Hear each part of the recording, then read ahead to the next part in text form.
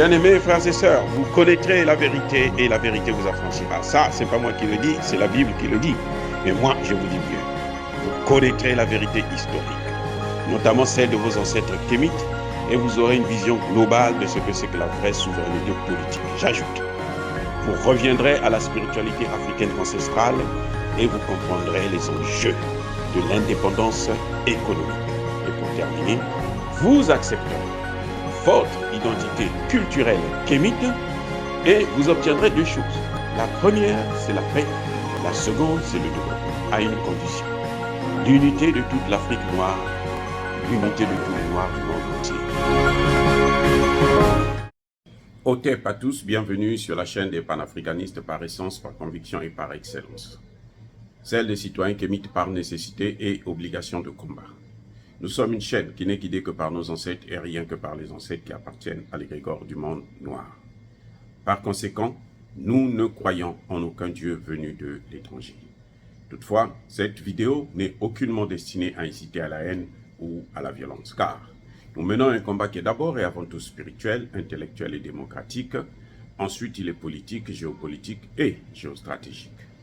Contre l'impérialisme, le colonialisme, le néocolonialisme et l'endocolona, qui sont tous qualifiés de crimes contre l'humanité. Nous menons ce combat sur la base du principe fondamental que nous avons hérité de nos ancêtres kémites, qui est celui de la Mahat, c'est-à-dire solidarité, vérité et justice.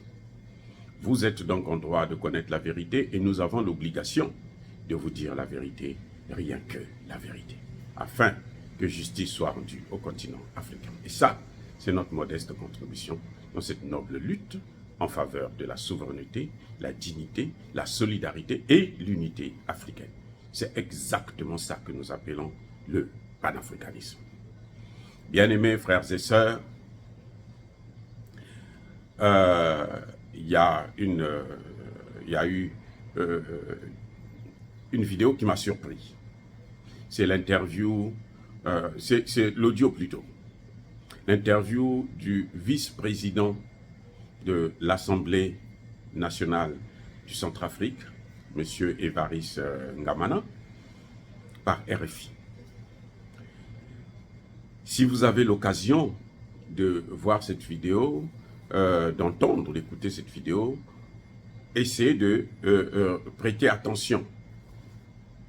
Vous allez voir comment on fait la pression verbale, la pression médiatique sur un homme. Je vous dis, c'est-à-dire que on a attaqué. On a attaqué, hein, le journaliste RFI a attaqué Évariste Ngamana. C'est une agression pure et simple, comme si c'était en guerre. On lui a posé 1001 fois la même question, sous différentes formes. Wagner par-ci, Wagner par-là, Wagner ceci, Wagner cela.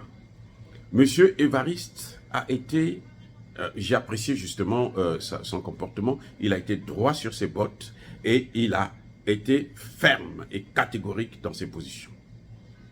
Il a sorti un mot, et c'est ça qui m'a beaucoup plu, le mot Wagner n'est pas dans mon vocabulaire. Parce que, effectivement, le journaliste a voulu faire croire les relations russo-centrafrique, ce sont des relations qui sont basées sur la présence de Wagner. Or, Wagner n'est pas une institution de l'État. La Russie, c'est un État. La RCA est un État. Donc les relations entre les deux pays n'ont rien à voir avec des relations concernant un État et une entité privée. C'est comme si on va résumer Bolloré qui est partout en Afrique, francophone notamment, c'est lui qui... les ports lui appartiennent.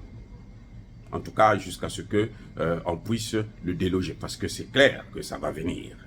C'est question de temps. On attaque petit à petit, on est en avancée. On va dire que la relation entre la France et l'Afrique, c'est Bolloré. les relations entre Bolloré et les pays africains, en principe, n'ont rien à voir. Même si nous savons que Bolloré arrive à prendre les marchés en Afrique, arrive à s'accaparer de nos ports, parce qu'il a le soutien de la France qui intimide nos dirigeants pour prendre ce qui nous appartient. Mais ce n'est pas le cas avec la Russie. Ce n'est pas le cas avec ce qu'ils appellent Wagner. D'ailleurs, comme l'a dit M. Évariste, à juste titre d'ailleurs, le mot Wagner n'existe pas dans son vocabulaire. Puisqu'en fait, la compagnie paramilitaire Wagner n'existe pas. Ce qu'il y a au Centrafrique, c'est COA Security. Wagner, c'est un mot inventé par les Américains et qui l'ont imposé. Ils l'ont imposé. Et donc, même lorsque nous parlons, nous évoquons le mot Wagner, en fait, on est en train de taper à côté. C'est méconnaître la réalité. Parce que Wagner n'existe pas. Vous voyez? Et quand un journaliste passe son temps, il y a eu une crise en Russie qui s'est arrangée en moins de 24 heures, où on a vu ce même Wagner que l'on condamne. Il est passé du diable absolu à un demi-dieu, et après quelques heures, après 8 heures ou 9 heures, il est revenu, encore il est redevenu diable, et puis qui empoisonne la vie des gens. Ceux qui lui changent de statut, hein, comme ça, ce sont les mêmes qui viennent se plaindre, mais vous et Wagner, est-ce que vos relations avec Wagner vont continuer? Tel leader, tel dirigeant, telle personnalité était avec nous dans la Légion française, Légion étrangère française. On s'en fout. Il est maintenant avec COA Security. Il n'est pas avec Wagner. C'est vous qui appelez ça Wagner. Et c'est vous qui pensez que la Russie, les relations entre la Russie et le Centrafrique vont devenir caduques. Touadéra a passé son temps à courir après Macron et François Hollande. Eux-mêmes, ils l'ont poussé dans les mains de Poutine. Poutine les a reçus. C'est comme là, récemment, vous avez vu les négociations. Ils sont partis, les pays africains, les chefs d'État africains sont allés en Ukraine.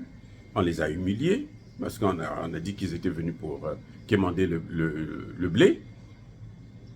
Et quand ils sont allés en Russie, on les a reçus gentiment, on les a pris au sérieux, on les a respectés, au point où Poutine a même présenté pour la première fois l'accord qu'ils avaient signé avec l'Ukraine pour mettre fin à cette guerre que l'Ukraine n'a pas voulu respecter après. Donc vous voyez, ce sont eux qui nous mettent dans des positions telles que nous sommes obligés d'agir, et quand on agit, ils trouvent ça anormal. En tout cas, je salue le vice-président Évariste Ngamana pour le travail qu'il a fait, pour les réponses qu'il a données. Il n'a pas laissé de l'espace à ce journaliste médiocre. La moindre des choses qu'on peut dire, c'est un journaliste médiocre.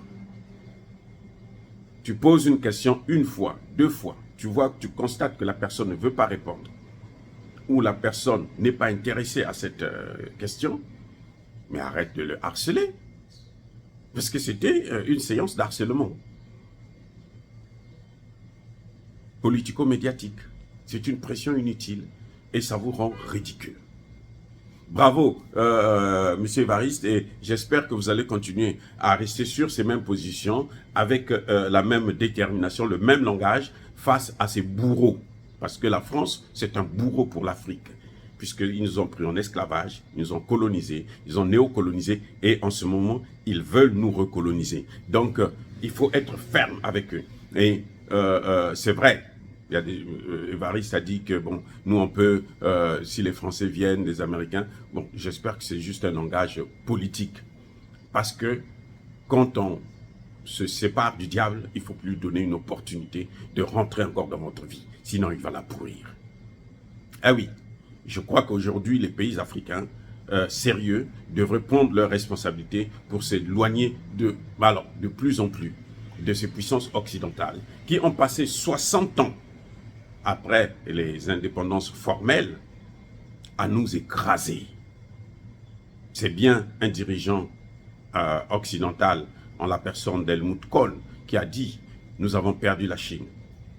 Heureusement que l'Afrique est encore demandeur. Il faut tout faire pour que l'Afrique ne puisse pas se développer, afin que nous puissions continuer à piller le continent. Dire cela, c'est inciter à la haine ou à la violence. Non, ce sont des réalités que nous voyons et nous sommes obligés d'en parler. Encore une fois de plus, soyez bénis. Je persiste et je signe. Soyez abondamment bénis par le Dieu des Kémites et par nos ancêtres angélisés. Mais que tous ceux qui persécutent le continent africain le pillent et le déstabilisent. Qu'ils soient noirs, blancs, chinois, arabes, indiens, qui qu'ils soient maudits, punis, foudroyés, neutralisés, effacés, écrasés par ce Dieu de Kémite et par nos ancêtres angélisés. Vive l'Afrique éternelle, j'ai dit et j'assume.